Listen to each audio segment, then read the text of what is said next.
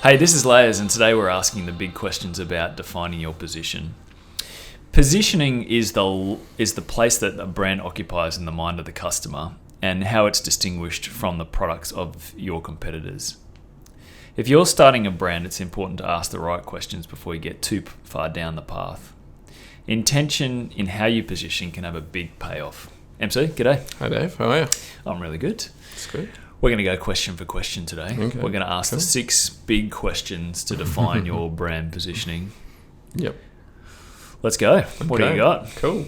Yeah, I mean, I don't think these are in any particular order or necessarily the only 6 things. But That's good.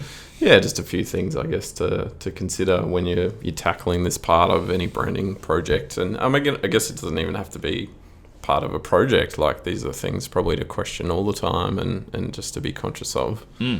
My first one is, what do your customers care about? Mm-hmm. And really what I mean there is, I think oftentimes when you're thinking about your business, it's like, oh, okay, we're defined by these set of services, or we have a product and it does this thing and it has these features. But I guess the key thing when you're thinking about communicating to your customer is, at the end of the day, you're trying to convince them that it's value for them, or, that it will enhance their lives in some way or deliver them some sort of benefit. So I just think it's always important to sort of come back to that frame of mind of thinking about what do they care about. I think a good example is, often you might see like a digital product or some sort of product online, and it's listing all these features, that it has. And it's like, okay, well, does the customer actually care about those things? It might be cool that it does it, but they're just thinking about things in a very different way than you're often projecting when you're just thinking about what your business does or the features that your product has. So I think just constantly bringing it back and looking at those features, for example, and trying to turn them into benefits that this thing's cool because it enhances your customer's life in this way or whatever, and that's something they care about. It seems like such an obvious question to ask, but it's often not asked. Yeah. It's a hard question to answer as well. I think that's why, it's a lot easier to talk about, I'm an accountant, I have these services, or I'm a law firm and I service this industry, that's easy stuff, but trying to figure out the nuances then of how and why that matters to somebody else is certainly harder. Yeah, I mean, are there any tips around how to, how you would actually ask that question? I mean, does this just go to a place of research? Is it like just picking up the phone and talking to people in your network? Like, what are the things that you could do? Yeah, I mean, certainly talking to them about it, is a great place to start. So, a lot of times we'll see brands, and it can be guilty of ourselves. You sit in your office and you just assume that you know what the customer wants or what they're thinking. So certainly asking them, in any format is a great way to start.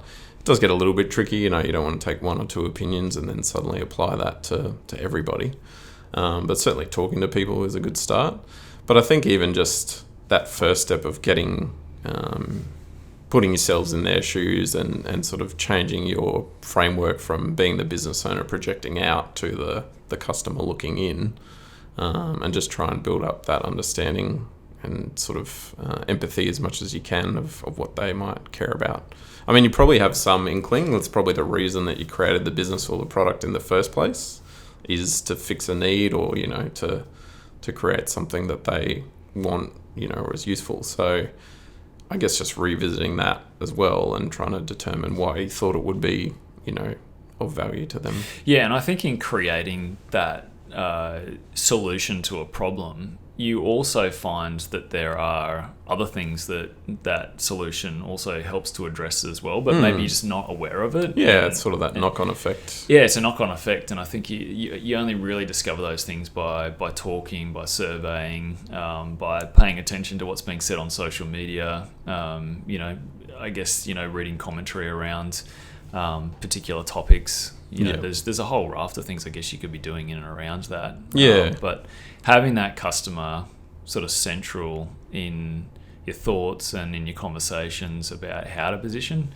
is such a critical one. So I reckon that's a good one to start with. I think too the point there that you sort of touched on a little bit is to then just be continually open and ready to learn, about, that it's probably both an evolving thing that might change over time, but also, we've seen this a lot where someone will launch a product thinking it's going to be used in a certain way, but then you quickly find out that, the customers are actually using it a different way or get a different benefit out of it, that sort of thing. So that's where if you're sort of paying attention to those things, you can then continue to wrap that back into your positioning, your messaging, and have it be stronger over time. Yeah, absolutely. Because it's about learning about your business as well, as much as it is about what am I going to write in my next bit of marketing copy. I mean, it's a consistent question that never goes away, or persistent question, I should even say, is like, what do your customers care about? Yep.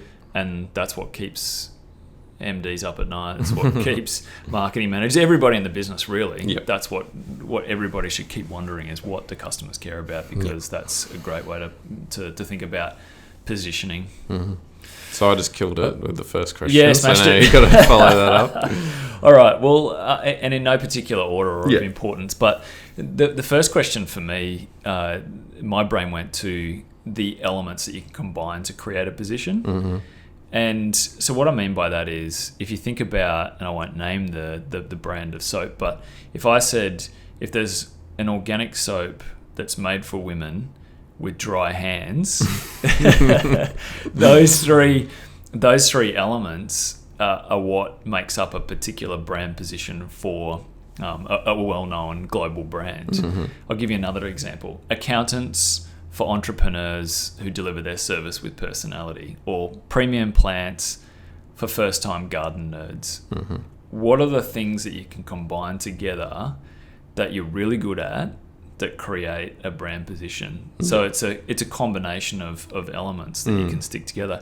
The classic example was Dilbert, so the comic strip.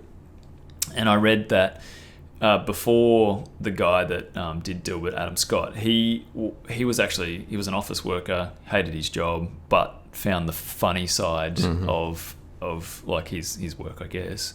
And what he did was he learned how to draw a little bit, and he had quite a good sense of humor, and he had this insight about the office worker. And so he created this brand in and around Dilbert by combining factors together. Mm-hmm.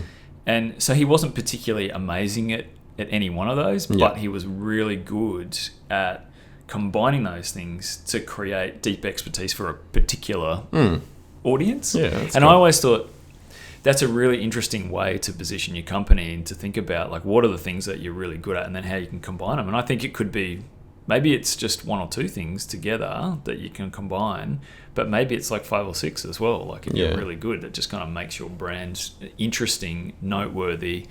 I almost call it the Aldi effect in a way. It's like, go and get your groceries, but then we'll buy all this weird shit on the side as well. Yeah, no, I mean, that's a great one. I think that when you can combine a few unique things together, it's certainly more powerful and I guess makes your business kind of more bulletproof and probably, as it relates to my question, gets more things that the customer cares about and I guess helps them overcome any objections or whatever that they might have had if you're lining up all these things that, really mean something to them. It's like, oh, and I get that and I get that too. Yeah.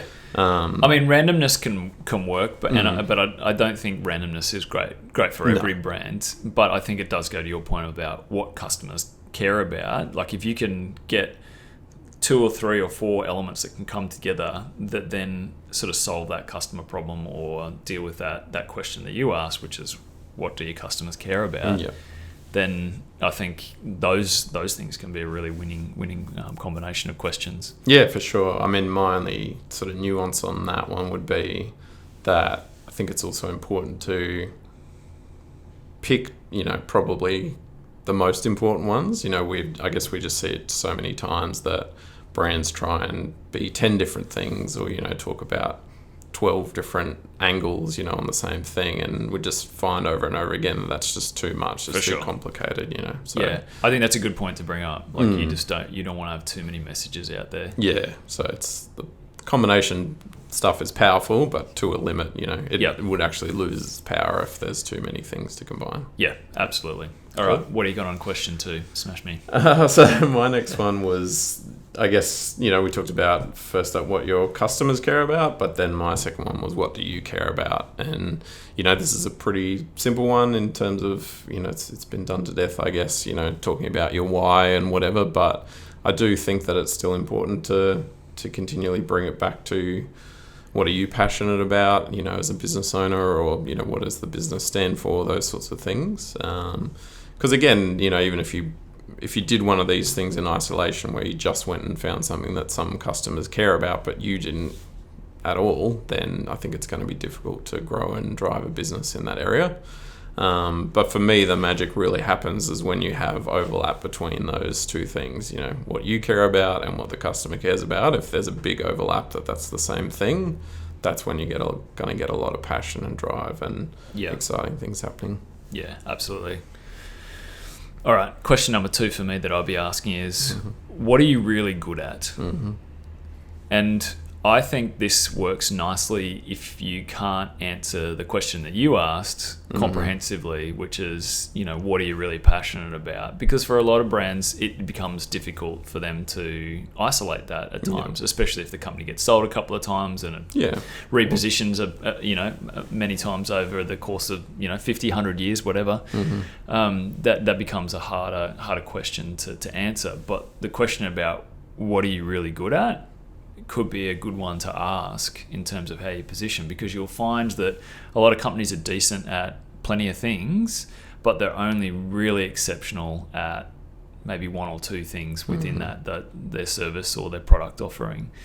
So I just think you should just naturally gravitate towards the things that you're good at and double down on that. And it's like that natural ability thing, and then putting in the hard work to double down to make that an even better service or product, which can then help you build out a really defensible market position.